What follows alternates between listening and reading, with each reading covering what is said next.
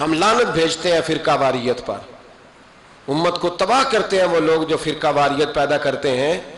لیکن آپ کو بتاؤں، جس جماعت سے آپ کا تعلق ہے نا، اس جماعت کی امت مسلمہ کو ضرورت ہے. قیامت بھی 10 محرم کو ہی آئے گی، جمعے کا دن ہوگا. تو میں آج دل کو حاضر ناظر رکھ کے، اپنی طبیعت کو حاضر پا کے باشعور آپ کو کہہ رہا ہوں، جاگ کے سننا خدا کا واسطہ. آپ اس جماعت سے تعلق رکھتے ہیں، اگر کافر کے سامنے اسلام کا کوئی چہرہ پیش ہو سکتا ہے تو صرف سنی کا چہرہ پیش ہو سکتا ہے. ختم ہو گئی بات. ورنہ کوئی صحابی کا بے ادب ہے، کوئی اہل بیت نبوت کا. آج مجھے کہہ لینے دو، کھول کے کہہ لینے دو. لوگ دلیلیں دیتے پھرتے ہیں، کہتے ہیں جی ایک وہ پینٹ کوٹ والا مولوی ہے، اس نے اینک بھی لگائی ہے، داڑھی بھی رکھی ہے، پینٹ کوٹ بھی پہنتا ہے. اس نے جی 1500 بندہ ایک دن مسلمان کر دیا، ایک دن 1000 مسلمان کر دیا. پر پتہ ہے وہ بدبخت کہتا کیا ہے؟ وہ کہتا ہے امیر المومنین یزید رضی اللہ تعالیٰ عنہ.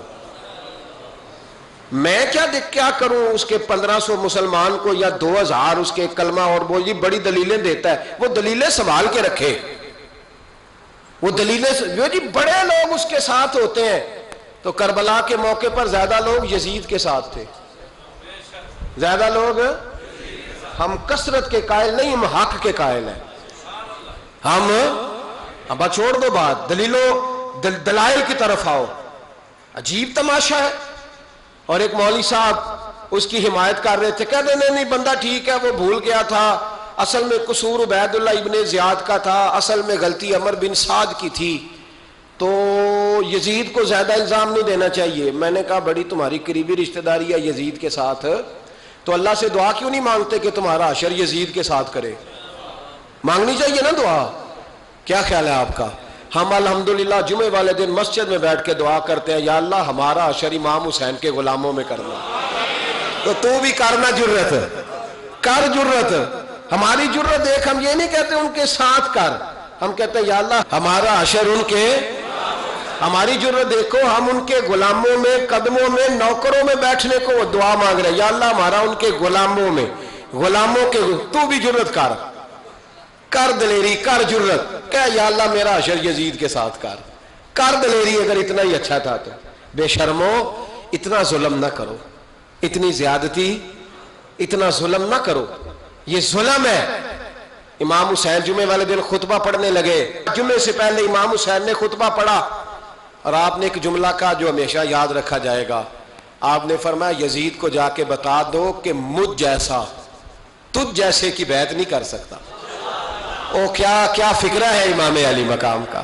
فرمانے لگے مجھ جیسا تجھ جیسے کی بیعت. اور آپ فرمانے لگے بتاؤ اس وقت پوری دنیا میں کوئی نبی کا نواسہ موجود ہے میرے سوا؟ حضرت آدم سے لے کر مصطفیٰ کریم تک اس وقت پوری دنیا میں کوئی نبی کا نواسہ ہے؟ اور فرمایا اگر میں ہی ہوں پوری کائنات میں. لوگ کہتے ہیں فلانا علامہ صاحب کی تبلیغ بڑی ہے. ہم سے بڑا کون ہوگا تبلیغ کی بات کرنے والا؟ لیکن ڈرو اللہ سے، ڈرو، گمراہ نہ کرو قوم کو. یہاں تباہی اتر گئی ہے. کوئی بڑی داڑھی رکھ کے معاذ اللہ تعالیٰ اہل بیت کے بارے میں بکواس کرتا ہے، اور کوئی بالکل داڑھی مڈا کے ننگا سر کر کے ممبروں پہ ناچتا ہے اور صحابہ کے بارے میں بکواس کرتا ہے. میرے مصطفیٰ کے پاس اگر ابو بکر آئے ہیں تو وہ بھی شان والے ہیں، اور اگر بی بی عائشہ صدیقہ ان کے بستر پہ رہی ہے تو وہ بھی شانوں والی ہے. مولا علی شیر خدا کے بارے میں جو بات کرے پکا بے ایمان ہے. عجیب تماشا لگ گیا ہے جی. جو رب نبی پاک کے جسم کے قریب مکھی نہیں آنے دیتا، وہ گندا بندہ حضور کے قریب آنے دیتا ہے؟ عجیب تماشا ہے. امت کو تباہ کر رہے ہو، کافر کو موقع دے رہے ہو یہ کہنے کا کہ تمہارے نبی کے پاس بیٹھنے والے ٹھیک نہیں تھے. اگر حضور کے پاس بیٹھنے والے ٹھیک نہیں تھے تو بعد والے کیسے ٹھیک ہو گئے؟ تو یہ باز آنا چاہیے ان بے شرموں کو. یہ امت میں تفرقہ ڈالتے، بے حیائی کرتے ہیں. سنو اور یاد رکھو، حضرت امام حسین نے خطبہ پڑھا نا جب جمعے والے دن، فرمایا مجھے پہچانو تو میں کون ہوں؟ تو عمر بن سعد بولا، پکے نمازی بولے. عمر بن سعد کہنے لگا حسین جلدی کر، ہمارا جمعہ لیٹ ہو رہا ہے. بلے ہو نمازیو، جلدی کر ہمارا. آئے ہائے کیا نماز ہے. یعنی نبی پاک کے نواسے کو شہید کریں گے اور شہادت کے بعد جمعہ پڑھیں گے اور نماز میں کہیں گے اللہم صلی علی محمد و علی. آل محمد. ان کو شہید کر کے قتل کر کے جمعے کا خطبہ دیا جا رہا ہے اور نماز پڑھی جا رہی ہے اللہم صلی علی محمد وعلی. تو میرا سنی بڑا بھولا ہے، کہتا ہے جی وہ زیادہ نمازیں پڑھتے ہیں. تو زیادہ نمازیں تو عمر بن سعد بھی پڑھتا تھا. تو بھولا او خدا کے دیکھے نا، جتنی نماز کی اخلاق کی بات شاید میں کرتا ہوں، آپ کو جماعت میں کم لوگ ملیں گے، لیکن یاد رکھنا نماز عقیدہ نہیں، روزہ عقیدہ نہیں.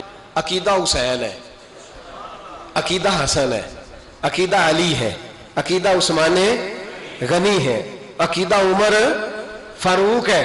میں اس شخص کو کیا کروں؟ مجھے اس شخص کی کیا ضرورت ہے جو ممبر پہ بیٹھ کے کہتا ہے حسین ابن علی باغی تھے؟ وہ شخص، اس کی نماز روزہ حج زکات دیکھا جائے گا. آؤ قرآن مجید سورہ شورا آیت نمبر 23، گھر جا کے قرآن مجید کھولو، یہ والی آیتیں بھی پڑھا کرو، یہ والی بھی کھولا کرو. صحابہ جمع ہو کے نبی پاک کے پاس آئے، عرض کی یا رسول اللہ صلی اللہ علیہ وسلم آپ کے خرچے زیادہ ہیں، آمدن کا ذریعہ کوئی نہیں. جس طرح آج لوگ ہر پیر صاحب سے نہیں پوچھ رہے، علامہ صاحب سے، کہ آپ کام کوئی نہیں کرتے، کپڑے پھر بھی سفید پہنتے ہیں، کیا ذرائع آمدن ہے، پھر بھی آپ گاڑی میں گھومتے ہیں. ہمارا تو پروگرام تھا مولوی بھوکا مر جائے، پر اس کے پاس آتے ہیں تو یہ تازی چائے پلاتا ہے. کیا مطلب، کس طرح کا رویہ ہے؟ صحابہ کے بار وہ یہ نہیں سوچتے تھے آتے کہاں، وہ کہتے تھے آگے بڑھ کے حصہ ڈالیں. وہ سارے آگے بڑھے، کہا یا رسول اللہ صلی اللہ علیہ وسلم اخراجات زیادہ ہیں، ذرائع آمدن بظاہر کوئی نہیں، نذرانوں پہ اعتراض نہ کیا کرو. نذرانہ دینا نبی پاک کی سنت ہے، نذرانہ قبول کر لینا نبی پاک کی، بولو، حضور کی سنت ہے. تو صحابہ جمع ہو کے آئے، ایک جگہ پہ میٹنگ کی، کہا تھوڑے سے پیسے ہر مہینے پیش کریں گے. تو حضور سے بات کون کرے گا پیسوں کی؟ کہا ہم نے نہیں کرنی، نبی پاک کے چچا جناب عباس کریں گے. حضرت عباس رضی اللہ تعالیٰ عنہ کے ذمے لگایا گیا. جناب عباس آئے، حضرت عباس رضی اللہ تعالیٰ عنہ پیسے لے کے آئے، اور سیانے بندے تھے، انہوں نے بڑی سمجھداری والی، عقل مندی والی بات چھیڑی. یہ نہیں کہا کہ حضور ہم یہ نذرانہ دیں گے. کہنے لگے یا رسول اللہ ہمیں پتہ ہے آپ کی مذہبی مصروفیت اتنی ہے کہ آپ کو ٹائم نہیں ملتا کاروبار کرنے کا، اگر آپ کام کریں گے تو پھر آپ کس طرح کر کے دین کا کام ہو سکے گا. اور یا رسول اللہ آپ نے جو ہمارے لیے کیا ہے اس کا ہم بدلہ نہیں دے سکتے، ایک حرف کا بدلہ نہیں دے سکتے. حضور یہ تھوڑا سا نذرانہ ہر مہینے لایا کریں گے، قبول کر لیں. نبی پاک کے سامنے رکھا ہی تھا کہ اللہ کا قرآن بول پڑا، کا کل لا اسألکم علیہ اجرا، محبوب ان سے فرما دو کہ میں نے تمہارے لیے بڑی تکلیف سہی ہے، پر میں تم سے کوئی اجر نہیں مانگتا، تم سے کوئی اجر نہیں مانگتا. ہاں اگر تم نے کچھ کرنا ہے الا المودۃ فی القربى، تو میرے قریبیوں سے پیار کرتے رہنا، میری ختیجہ سے پیار کرنا، میری عائشہ کا ادب کرنا، میرے قریبیوں کا احترام کرنا. یا رسول اللہ ازواج تو گھر میں ہے ہی، قریبی کوئی اور بھی خاص ہے جس کا ادب کرنا ہے؟ تو نبی پاک نے فرمایا ہاں علی، فاطمہ، علی اور فاطمہ کی اولاد. فرمایا ان کا ادب کرتے رہنا، اس کا مطلب یہ ہوگا کہ تم نے میرے ساتھ بڑا ہی اچھا سلوک کیا ہے. کہا ان کا ادب کرنا، جناب علی، سیدہ فاطمہ، اور دونوں کی ان کا ادب کرنا فرائض دین، اہل بیت کا ادب کرنا فرائض